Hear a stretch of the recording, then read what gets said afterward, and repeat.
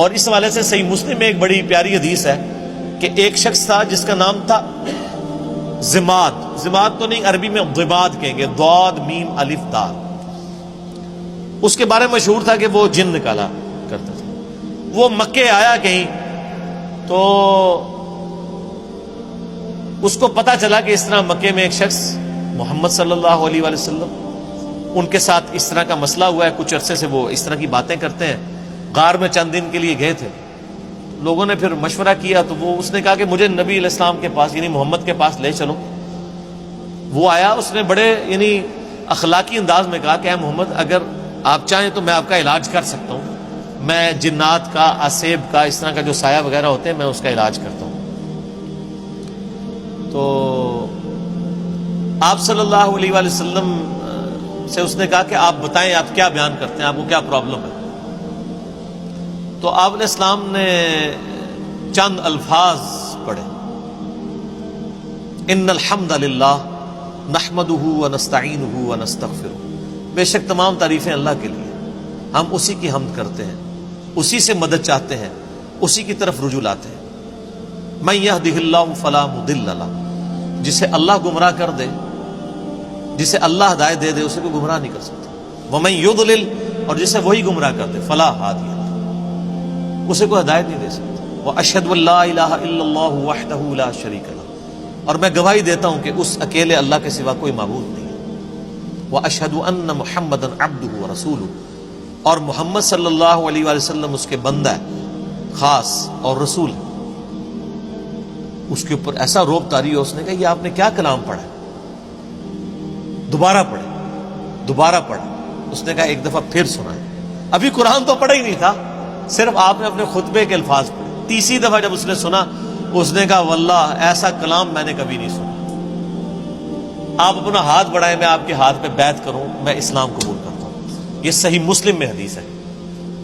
تو وہ آیا علاج کرنے تھا، اس فیلڈ کا ایکسپرٹ تھا. جس طرح آپ دیکھ لیں کہ جادوگروں نے اسلام قبول کر لیا تھا، ان کو پتہ چل گیا تھا کہ موسیٰ علیہ السلام جو کچھ کر رہے ہیں یہ جادو نہیں ہے. کیونکہ ہر ایکسپرٹ اپنی فیلڈ کو جانتا ہے. ایک ڈاکٹر کو پتا ہے کہ ڈاکٹر زیادہ سے زیادہ کیا کر سکتا ہے،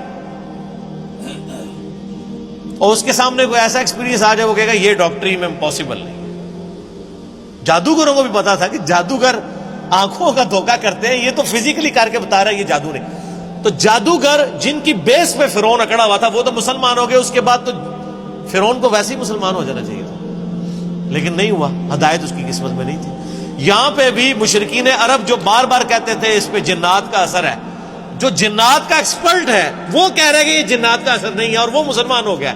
اس کے بعد گنجائش رہتی تھی کہ مشرکین عرب نبی علیہ السلام پہ ایمان نہ لاتے، لیکن وہ قسمت میں ہدایت. اور لوگ کہتے ہیں جی اللہ کے نبی زندہ تھے، لوگ پتہ نہیں کیوں نہیں بات مانتے تھے. آج اللہ کے نبی کی بات مان رہے ہیں لوگ. وہ تو ان سے بہتر تھے، وہ کافر تھے، کم از کم ڈٹے تو ہوئے تھے نا. یہ مسلمان ہو کے اللہ کے نبی کی بات ماننے کے لیے تیار نہیں ہے.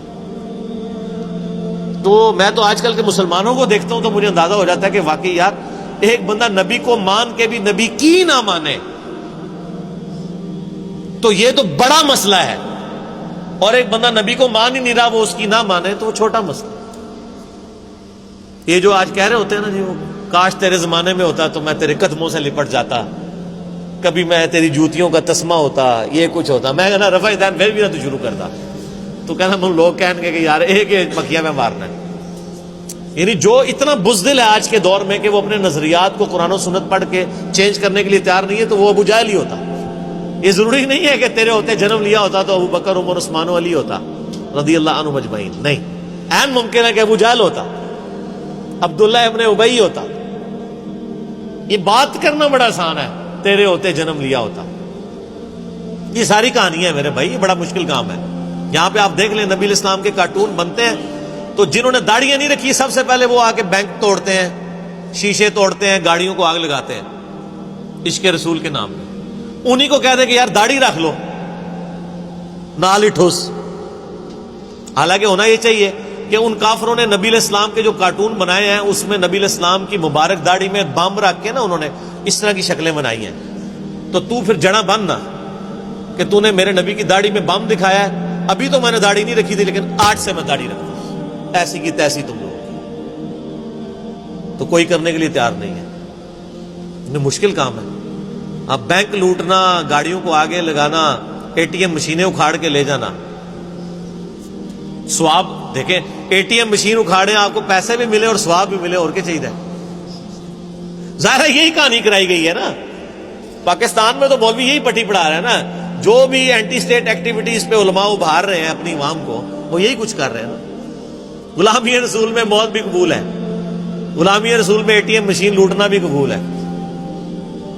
تو سر پھر ایسی غلامی تو ہر بندہ کرے گا نا. دوویں جہانی مٹھے پاؤں کہ مشین بھی لوٹ لی اور جنت بھی پکی کروا لی. تو یہ ساری باتیں کرنا یعنی آسان ہے، یہ دعوے کرنا آسان ہے، لیکن حقیقت ہے کہ یہ بڑا مشکل کام ہے سچائی کو قبول کرنا. تو اللہ تعالیٰ فرماتا ہے کہ تمہارے صاحب مجنون نہیں ہیں، ان پہ کوئی جنات کا اثر نہیں ہے. اور پھر نبی علیہ السلام کا کریکٹر بھی ان پر گواہ تھا. جنات کے اثر والے لوگ تو بہکی بہکی باتیں کرتے ہیں. جس پہ جنات کا اثر ہو وہ یہ لوگوں کو کہے گا کہ اپنی بچیوں کو زندہ دفن نہ کرو، اپنے ماں باپ کے ساتھ اس نے سلوک کرو، اس خدا کی عبادت کرو جس نے تمہیں بے قدر پانی سے پیدا کیا ہے. اس طرح کی اخلاقی اقدار جس پہ جنات کا اثر ہو تو اس طرح کی باتیں تو نہیں کریں. پھر سورہ یونس میں اللہ تعالیٰ شروع میں آیت نمبر 14, 15, 16 میں آپ کو ملے گا. اللہ تعالیٰ فرماتا ہے کہ یہ کہتے ہیں کہ اے نبی ان سے فرما دو اگر اللہ نہ چاہتا تو میں کبھی قرآن تم پہ نہ پڑھتا. اور یہ کافر کہتے ہیں کہ نبی اس قرآن کو بدل دو یا کوئی اور قرآن لے آؤ، یعنی یہ تو بہت سخت قرآن ہے. اے نبی تم فرماؤ کہ مجھے کوئی حق حاصل نہیں کہ میں اپنی مرضی سے اس قرآن کو بدل دوں. میں تو خود اس وحی کا پابند ہوں جو اللہ کی طرف سے میری طرف آتی ہے. قل انی اخاف ان عصیت ربی عذاب یوم عظیم. اے نبی یہ بھی فرما دو کہ بالفرض اگر میں بھی اپنی خواہش نفس سے کچھ ایسا معاملہ کرتا ہوں، اپنے رب کی نافرمانی کرتا ہوں، تو میں بھی ڈرتا ہوں کہ بڑے دن کا عذاب مجھے بھی آ پکڑے گا. اس سے زیادہ اور کس طریقے سے آپ کو بات سمجھائی جاتی کہ قرآن میں یہ آیت 3 دفعہ ریپیٹ ہوئی ہے، سورہ یونس میں، سورہ الانعام میں اور سورہ الزمر میں. قل انی اخاف ان عصیت. اے نبی تم فرماؤ مجھے تو خود خوف لگا ہوا ہے کہ بالفرض اگر میں نے بھی اپنے رب کی نافرمانی کی تو بڑے دن کا عذاب مجھے بھی آ پکڑے. یہ آپ کے بابے ہیں جو کہتے ہیں جو ہمارا مرید ہوا تو ہم تو اس وقت تک جنت میں نہیں جائیں گے، حالانکہ وہ بابے خود نماز پڑھ رہے ہوتے ہیں نا ان کے مرید نماز پڑھ رہے ہوتے ہیں. نماز کا پوچھے کہتے ہیں مدینہ شریف پڑھتے ہیں. ان سے کہیں کوئی ضعیف حدیث دکھا دیں کہ نبی علیہ السلام جب مکے میں تھے تو مدینے آ کے نماز پڑھتے تھے اور جب مدینے میں تھے تو مکے جا کے نماز پڑھتے تھے. کہانیاں. اور بلکہ میں نے اس کہانی کی تو وہ انجینئرنگ کی ہے کہ صحیح مسلم میں حدیث ہے کہ نبی علیہ السلام نکلے تو بنو سلمہ کے کچھ لوگوں کو دیکھا مدینہ شریف میں، وہ کھڑے ہوئے تھے. آپ نے میں کیوں کھڑے ہو یہاں پہ؟ تو کہا یا رسول اللہ ہم ذرا دور رہتے ہیں تو مسجد نبوی میں آتے ہوئے ہمیں ٹائم کافی زیادہ لگ جاتا ہے، تو ہم نے ارادہ کیا کہ ہم مسجد نبوی کے قریب شفٹ ہو جائیں. تو آپ نے فرمایا جو اتنے قدم چل کے آتے ہو تمہیں ثواب ملتا ہے. ان کا یا رسول اللہ لیٹ ہو جاتے ہیں، پہنچنے میں تکلیف ہوتی ہے. تو آپ نے فرمایا ہر قدم پہ ثواب ملتا ہے. تو انہوں نے پھر مسجد نبوی کے قریب شفٹ ہونے کا ارادہ ترک کر کے اپنے ان علاقوں میں رہے، صرف اس وجہ سے کہ جتنے قدم چل کے آئیں گے ثواب ہوگا. تو میرا ایک معصومانہ سوال ہے کہ بزرگ تو اڑ کے یہاں سے مدینے پہنچ جاتے ہیں، وہ بنو سلمہ والے صحابہ جو کہتے ہیں ایک ادنا صحابی دی بھی پیروں دی خاک نہیں ہوتا، ولی تو اڑتا پھردا ہے مکھی مچھر آر، اور صحابی وہ بیچارہ شفٹ ہو رہا ہے مدینے کے قریب. کہانیاں. کیونکہ یہ صحیح مسلم شریف ہے، وہ بزرگ شریف ہے. اور اگر کوئی کہتا ہے نہیں نہیں وہ آپ کو سمجھ نہیں آیا تو لے آؤ بابا کوئی اڑ کے دسے. سب کہانیاں. تو یہ انہوں نے دین کو بگاڑ کے پیش کیا. وہ کتابوں کا دین اور ہے، بابوں کا دین اور. اللہ تعالیٰ فرماتا ہے کوئی تمہارے نبی کے اوپر جنات کا اثر نہیں ہے، ان کی تو تعلیمات بتا رہی ہیں.